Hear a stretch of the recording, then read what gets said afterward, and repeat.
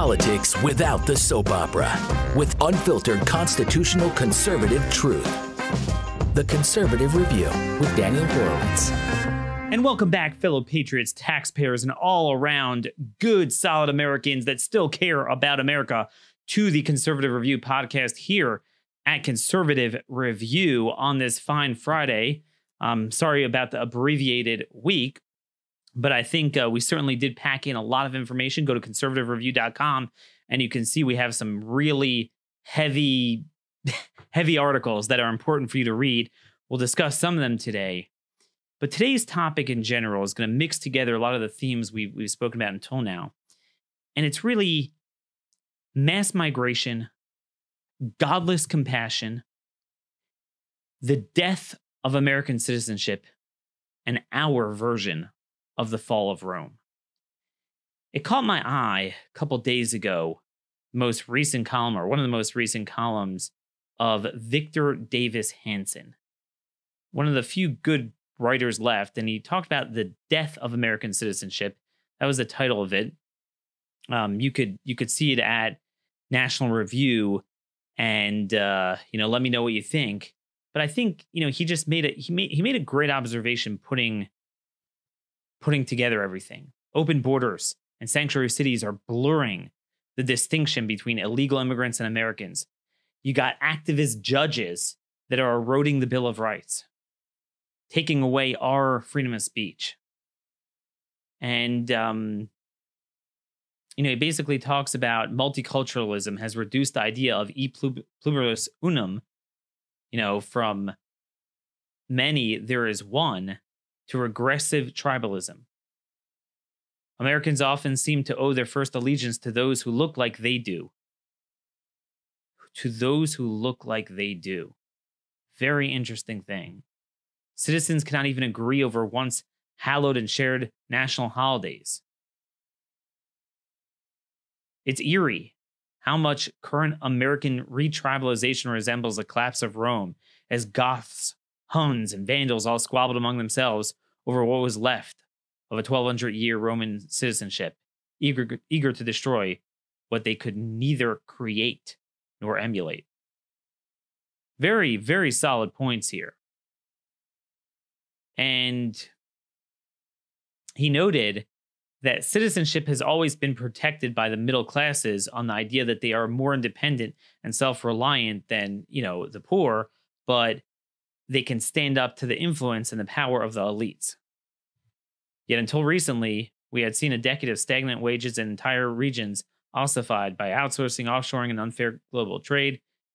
Historically, with the demise of the middle class, the end of the constitutional government follows. But citizenship also faces a quite different and even greater postmodern threat. Many of our coastal elites see nothing very exceptional in America, past and present. They prefer the culture and values of the European Union without worrying that the EU's progressive utopian promises have been wrecked by open borders, economically stultifying regulations, and unapologetic and anti-democratic efforts to curb free expression and local autonomy. Often, such citizens of the world mentalities feel shame over the origins and traditions of America. Transnational organizations and accords on climate, criminal justice, and human rights are seen as superior to their American counterparts. A new progressive iconoclasm seeks to destroy statues, rename streets and buildings, and wipe away art that does not reflect the more global values.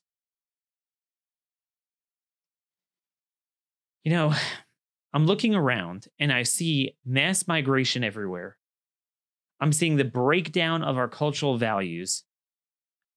Some of it's independent from mass migration, but a lot of it is exacerbated by mass migration, bringing in gangs and security threats. We live in a time when so many countries want to do us harm and so many people want to do us harm, and we let in so many people from these countries. And then we have them act as subversive agents. We're going to talk about one specific example today. But what do we have from Republicans?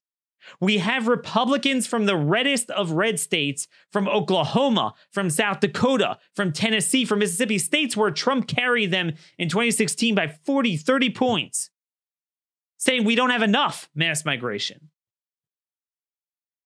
Unbelievable. So I have an article out today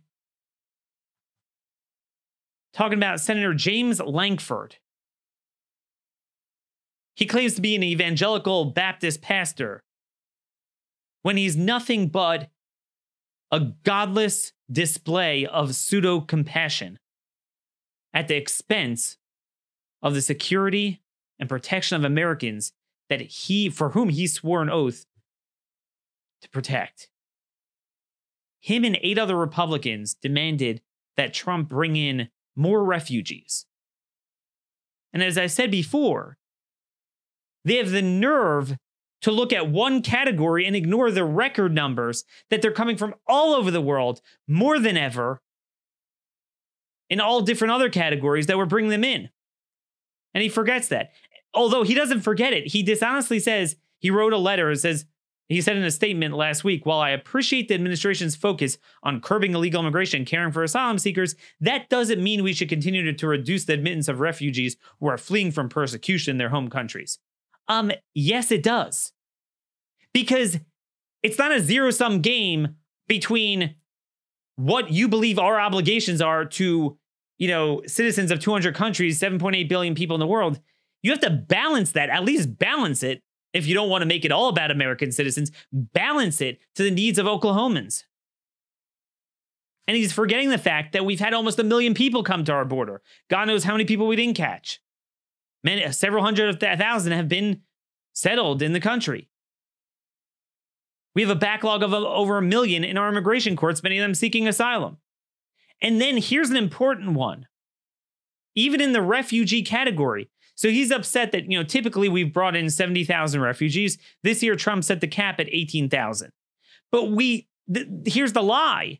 There's another part of ORR, Office of Refugee Resettlement, that resettles UACs, unaccompanied alien children, who are really self-trafficked punks from Central America. They're 100% like refugees. They're treated like refugees. They're resettled under the same agency. We had a record 76,000 of them. And guess what? Texas County, that's the second farthest westernmost county in the panhandle of Oklahoma, Lankford's home state, had one of the highest per capita rates of resettlement of UACs this year. Got several hundred, which is a big deal for a county with so few people. Talk about fundamental transformation of a western Oklahoma county. Doesn't he care about them? This is the false compassion.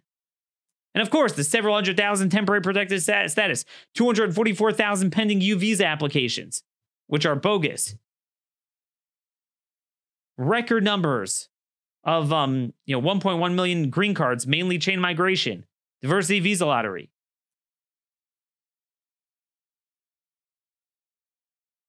On and on and on and on.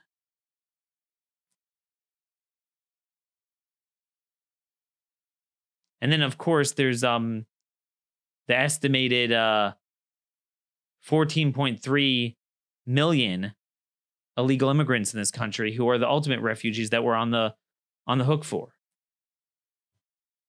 So, Senator Lankford, it does matter, these other things. Yes, they do matter.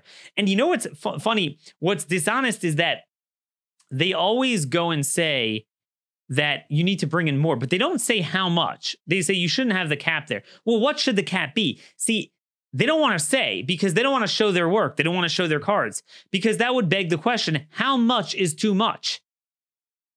If we already have record, cross-border illegal immigration, and we have all these other statuses that are at a record, well, how much more should we take? And because that's the deal. When Americans have been asked, how many immigrants do you think we have in this country?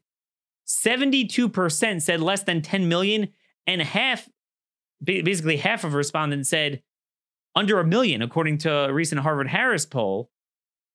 In reality, we have 44 million legal immigrants in this country, not to mention the illegal immigrant population. But I mean, this is what we have. We can't even get Republicans from red states. This is the failure, like we talked about earlier on Wednesday, to get involved in primaries. We have the reddest states in the union where Republicans can't even agree to the bedrock concept of a country of citizens with balanced immigration that works for America. One of the most radical elements of the left in this era that we are living in that's relatively new is open borders. You would think, to the extent we're going to have Republicans that sign on to that, they're from blue states. No. You look at the Republicans who signed on to this with Lankford, who himself is from Oklahoma, where Republicans have won every single county for the last 3-4 elections. Trump won it by like 36 points. Senator Blunt from Missouri. Thune and Rounds, both from South Dakota. I mean, those states Trump crushed. Portman from Ohio. Trump won that by like 8 points. It's unbelievable. And then remember, a bunch of Republicans voted against the emergency declaration at the border last week. Mike Lee and Mitt Romney from Utah. Ruby Red State. Lamar Alexander from Tennessee. Roger Wicker from Mississippi. Red State Republicans, Ruby Red State Republicans are to the left of where Democrats were 10 years ago. You know what's interesting about refugee resettlement? I want you guys to take a look at this map right here of refugee resettlement. Here is a map of those resettled, and I know it's a little bit hard to see the numbers on the screen. We'll keep it up so you could see it, but you could go to the State Department's website. You could see some of this. The number of people we have brought in by state since fiscal year 2002. You know what the number one state is recently? Texas. Do you know what some of the biggest states that are being seeded with refugees? Arizona, Georgia, North Carolina, Michigan, Pennsylvania. Arizona is a much smaller state than Florida, yet it has been resettled with as many refugees. The other states I mentioned had almost as many, and much more than, let's say, a state like New Jersey. Do you guys notice a pattern? North Carolina, Georgia, Arizona, Ohio. Ohio also had a lot of refugees. There are states that the left has already successfully turned purple or think they can, and are in the process of doing so. So here's the irony. If these Republicans only care about power and don't care about principle, you would think they would at least understand that they are legislating and lobbying themselves into oblivion. But there you go. A lot of this is rooted in this godless compassion, and that's what it is. Compassion, which is contrary to your job to focus on your people, is cruelty. And one of our listeners, Stephen, sent me a note on Genesis 21, and it was literally the same observation I gave to my wife when we were reading it last year. The story of Abraham and Ishmael and Hagar sends away Ishmael and Hagar because Sarah says, look, you know, we beseech God for 90 years to have a child, and he miraculously gave me a child at 90 years old, Isaac. We want him to be pure. We want him to be great. He's going to be he's going to create from his offspring, the Jewish nation. And we just can't have Ishmael around here screwing around with him. And, you know, Abraham was a little bit squeamish about deporting him, so to speak. And remember, that was, you know, somewhat his son, and it was kind of ordained through God that he was supposed to have that. So it's certainly not people coming here to just drag over the analogy to what we're talking about today. It's certainly not elective mass migration or illegal immigration. He was responsible for him. It was his son, not through his main wife, but it was his son. And so he was a little squeamish, and God said, look, you know, listen to Sarah. She's right. Because you got to worry about your own people. You have to look at the influence that they're having. And ironically, you know, a lot of people believe that the Arabs are either descendants or draw their inspiration from Ishmael. Are we going to flood our country with Ishmael? Lankford thinks he's being a great Christian by flooding America, making America be like Europe. He thinks that is just, oh, that's what God wants you to do. Yes, walk in Europe's footsteps. That is exactly what he wants us to do.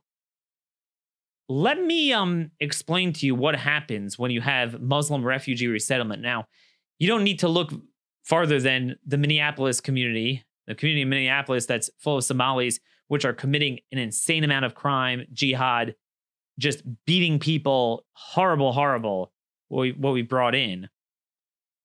But this is an article out of, it's theage.com covering Australia. Jewish boys taunted in shocking cases of anti-Semitic bullying at Melbourne schools.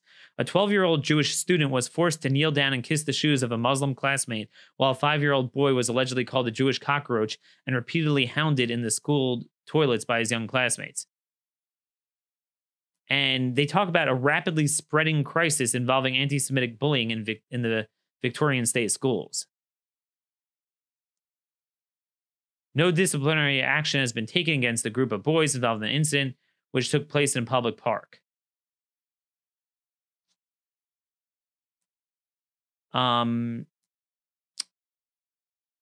Why is this happening now?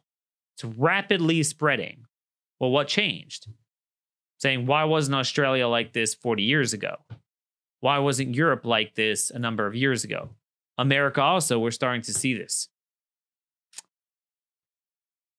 Mass migration, particularly from the Middle East in this example. So it's not, a rapidly growing phenomenon. It's mass Islamic immigration. This is what godless compassion is. Godless compassion is when Jews could no longer live in a place. And I'm just picking that because it's the most potent, because they attack them first, but it's really everyone they go after because of mass migration. When your own existing citizens are now mocked and unsafe and can't live peacefully where they are because you are so compassionate to bring in these people. Where Jews have no future in France and Belgium because they turn them into Gaza. That is the bogus form of Christianity being peddled by James Lankford. And again, it's establishment people from all major religions, whether it's Mormons, whether it's Catholics, whether it's evangelicals, whether it's Jews. They have all subverted biblical values to promote mass migration. And it is the most counterintuitive policy imaginable. It is godless compassion. That's what it is. Plain and simple. Plain and simple. But that's what we have with Lankford. But it gets worse than that. It gets much worse than that. Did you know that we now have people coming to our border from all over the globe? You're hearing a lot of news about,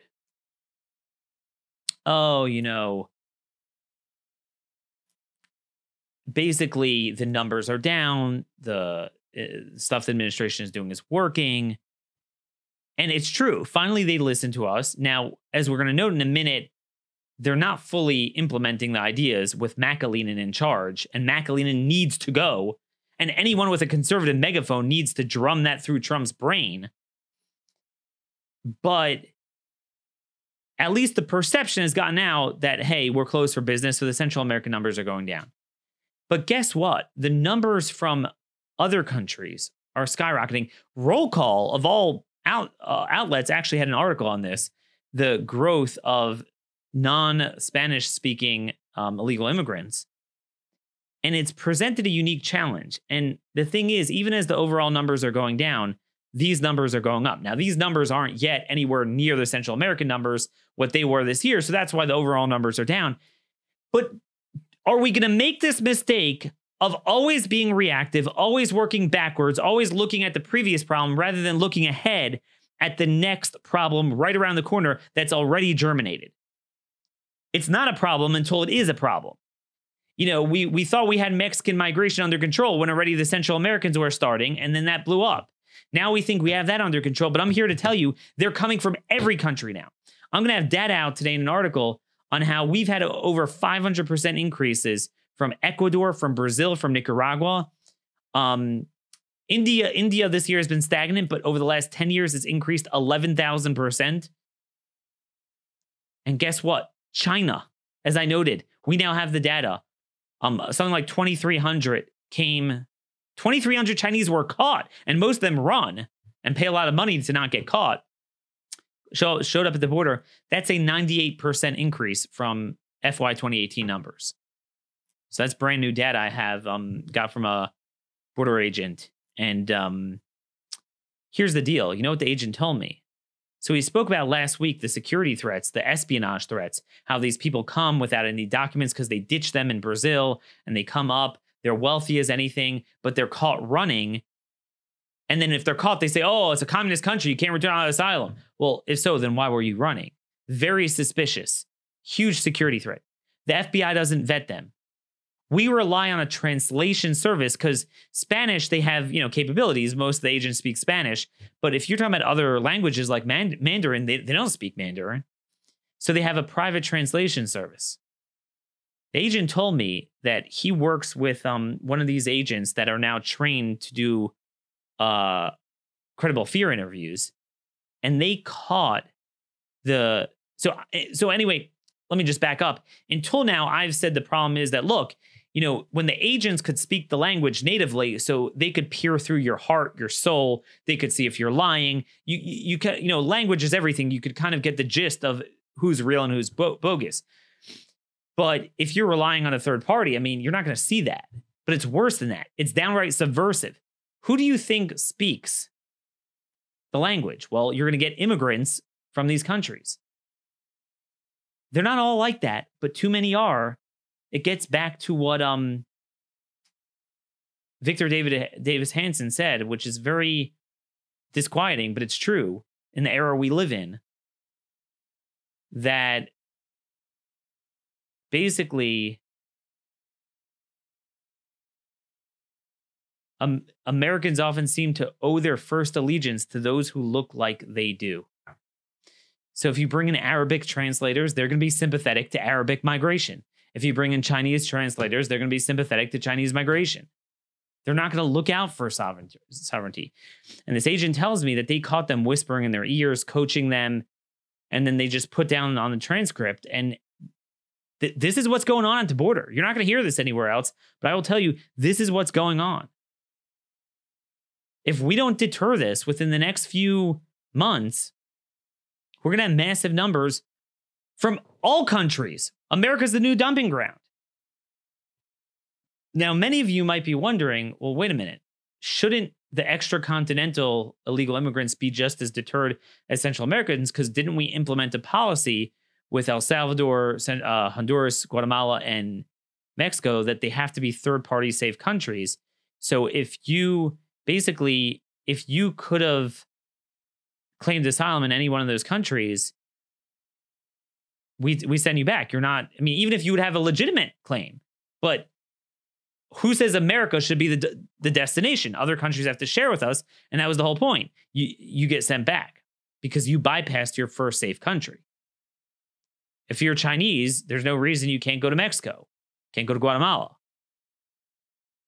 Why aren't they deterred? The answer is because we're not fully implementing it. If we did fully implement it, it would stop all migration except for those from Mexico, because there is no country in between. But for that, we should do a 212F shutoff. Why aren't we doing this? Why aren't we fully implementing it? Well, here's your answer. Many of you have seen the article from last week, the Washington Post. McAleenan did an interview with the Washington Post. These are the people he uses to leak stuff to. They're on his plane. They always travel on his plane. And basically, he openly talks about defying Trump's zero tolerance policy. It went too far. I couldn't be a part of that, he said. I couldn't ever be a part of that again. So what that leads me to believe is that just because you see a policy announced doesn't mean it's going to percolate in the field that he's going to implement it. It's a huge problem. You want to know why Trump administration hasn't done a 212F shutoff? That's why. It's McAleenan and his minions. This is a very big problem. I don't want to be talking about this, when we have thousands of Chinese coming to our border. Let's deal with it before then, because I'll tell you, even as the numbers are going down, the numbers are going up from these countries because we're not deterring them. Why do you think the Chinese think that they could run, and then if they're caught, they know worse comes to worse, you just say asylum? Because they know we'll fall for that. Well, why are we falling for that? A, why are you running? And B, why don't you declare it elsewhere? C, why don't you come to port of entry? But we're just letting them go, never to be heard again.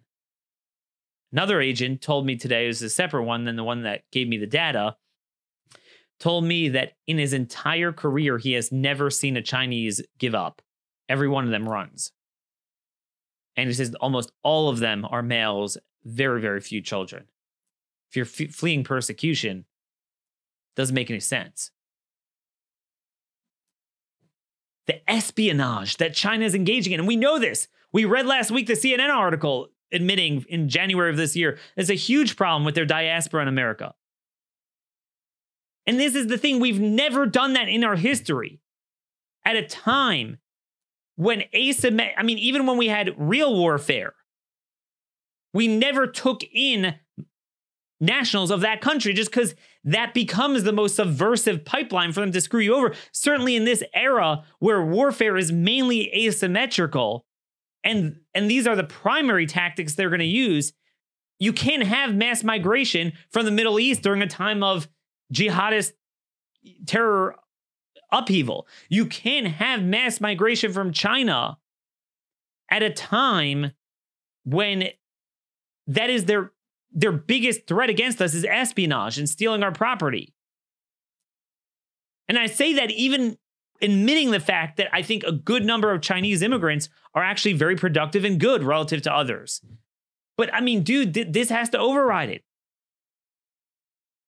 People like James Lankford and pretty much 90% of Republicans, much less Democrats, they're so one-dimensional. It's about our obligations, what we owe to others. No. It's what you do for Americans. You know, what is citizenship? What is citizenship? Madison said clearly, we quote this all the time, when he said that we should only let in those that, quote, will incorporate himself into our society. George Washington, in a letter to John Adams, he said that, talked about them being absorbed into the American life, quote, by an intermixture with our people, they or their descendants get assimilated to our customs, measures, laws, in a word, soon become one people. In his farewell address, he often talked about common cause, being united under a common cause.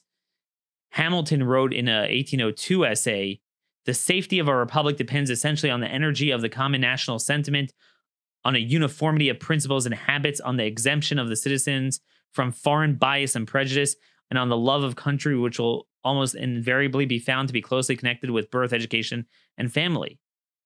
And he warned that the United States have already felt the evils of incorporating a large number of foreigners into their national mass by promoting in different classes different predilections in favor of particular foreign nations and antipathies against others. It has served very much to divide the community and to distract our councils. It has been often likely to compromise the interest of our own country in favor of another. The permanent effect of such a policy will be that in times of great public danger, there will be always a numerous body of men of whom there may be just grounds of distrust. The suspicion alone will weaken the strength of the nation, but their force may be actually employed in assisting an invader. In assisting an invader? I mean, it's literally what's happening. All these ethnic front groups, these immigrant groups, all part of this. And now we have the translators that CBP uses. He says the survival of a republic depends upon, quote, the preservation of a national spirit and national character. To admit foreigners indiscriminately to the rights of citizens the moment they put foot in our country would be nothing less than to admit the Grecian horse into the citadel of our liberty and sovereignty. I mean, that's the fall of our own. It's the fall of our country. Again, every policy has to be measured. And we're living in a time where immigration is used to subvert more than ever. You got to be more careful than ever, not less careful. And it's coming off of a time where we have record immigration after record immigration after record immigration. Some immigrants are awesome. We all know that. We all have friends of that. We have some listeners to the show who are immigrants. But you can't talk about immigrants in the abstract, as Thomas Sowell always said. It's like talking about the utility of food or shoes in the abstract. Well, what size, what type, for what purpose? I mean, the details matter. You can't have this. This is the surest and quickest way to destroy a nation. You destroy the concept of citizenship. And yes, we're living in an era of tribalism more than ever. It bothers me no end. Less people accuse me of being biased or something. I'll give you a story of my own religion. Groups from my own religion. Whenever you have Jewish groups, Catholic groups, immigrant groups, whatever, someone once said, "Hey, someone once said to me, we need a right-leaning conservative Jewish group," and I'm like, the entire concept is not conservative, because by definition, whatever we believe is good for one group should be good for all Americans. You have to look at the whole of the people.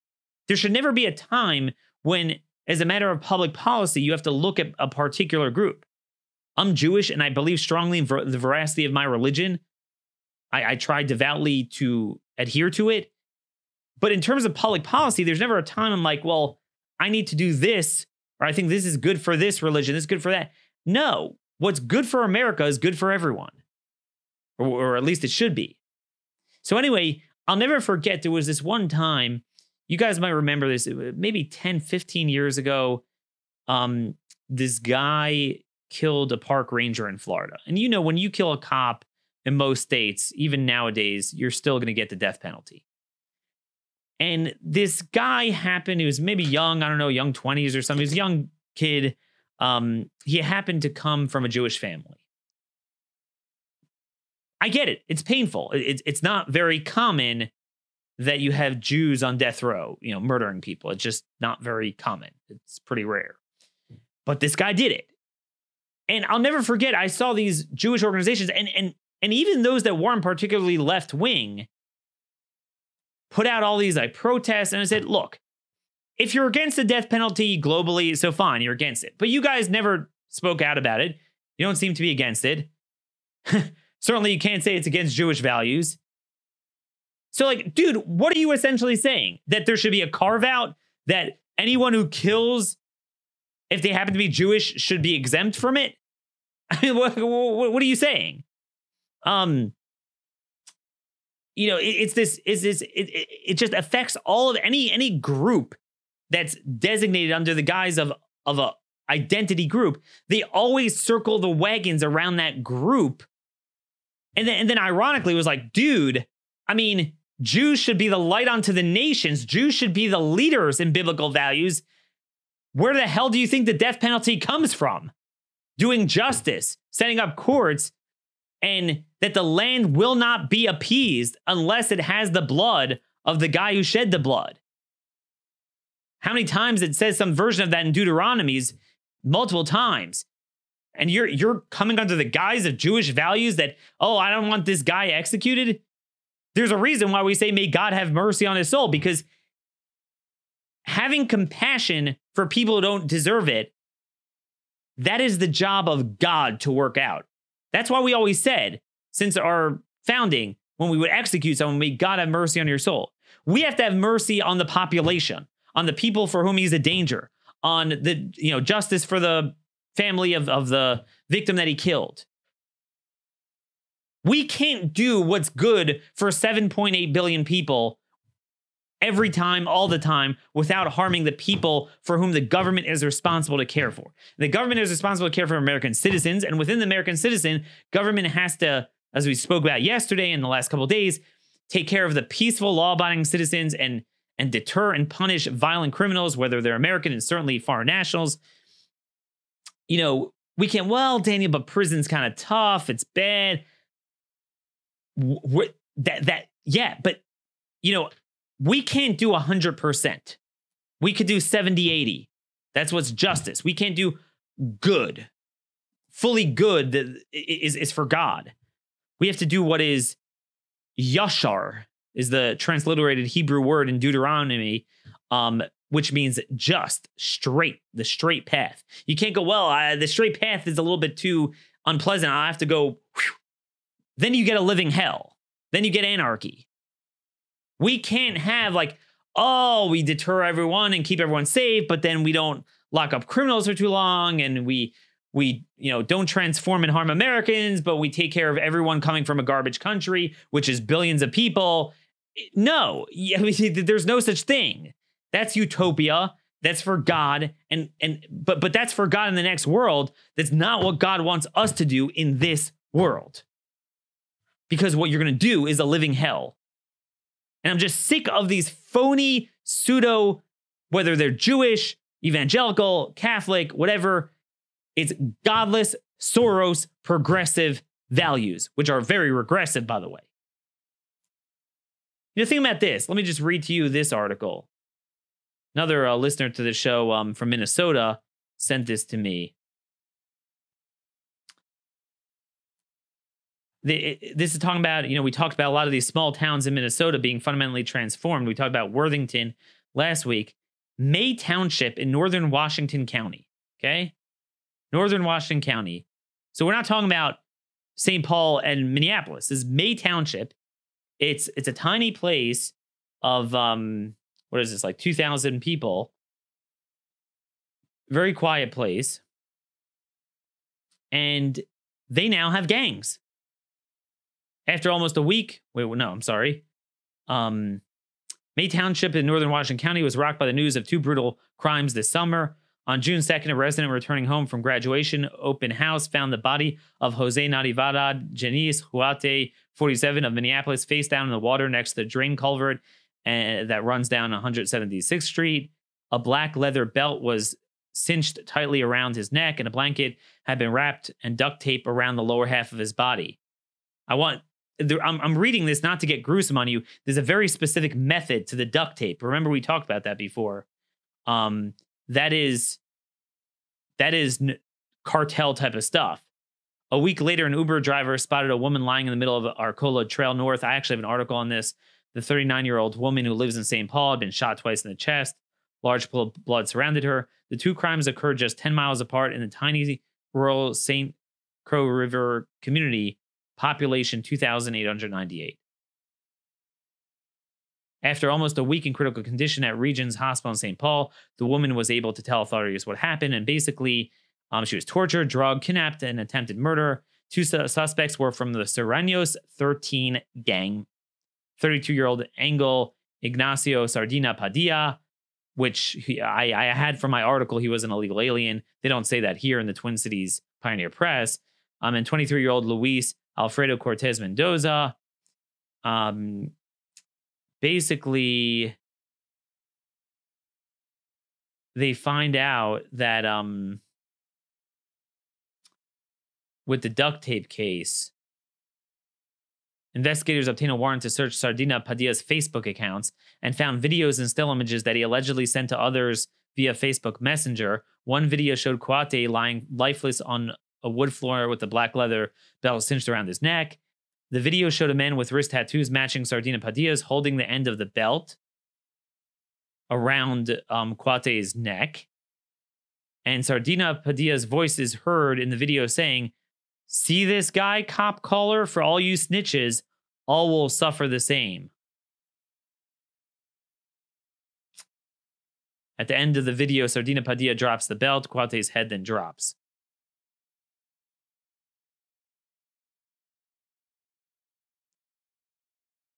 He allegedly snapped his neck, lips turned blue. Now, this is what Padilla wrote. "Man and mom dump him now. Sorry, it's pretty blanked up, but owed money. Owed money." Folks, this is what happens in Mexico and Central America. And there's actually an article now about crime being down in El Salvador. Yeah, it's down there, it's up here, because they exported all their dudes here. That's your compassion, Senator Lankford? Really? That's your compassion? Bringing cartel-style murderers, transforming quiet small towns in America? The cost, the crime, the culture? Really? That's what God wants? Are you kidding me? God has Soros values? You know, that's another thing. Soros seems to be, we're told by Lankford and all these phony left-wing Republicans, which is most Republicans, that God wants us to be pro-jailbreak, weak on crime. God wants us to bring in more refugees. God wants us to be more compassionate at our border. Well, at some point, we need to ask, Soros is obviously a really godly man. I mean, I guess Soros is a good man. I guess the Democrats and Soros are right. So why don't you become a Democrat? It is unbelievable what has happened to conservatism in America. No one understands what true compassion is in public policy. Just drives me nuts. Man, we didn't even scrape the surface of what I wanted to talk about today. So much more going on. So many more of these stories. Terrible, terrible stories going on in fundamental transformation. LA paid $1.3 billion in taxpayer money to illegal aliens via welfare. Just from 2015 to 2016, according to a new report. That's theft. That's national theft. It's one of the 10 commandments. If I steal money and give it to foreigners that break into the country when against our laws, that is the ultimate theft on a grand scale. You know, if I took money from A and gave it to C, kind of like Amity Schleye's Forgotten Man, her book, that's not compassion. That's godlessness. You know, I'm just pulling up an article here.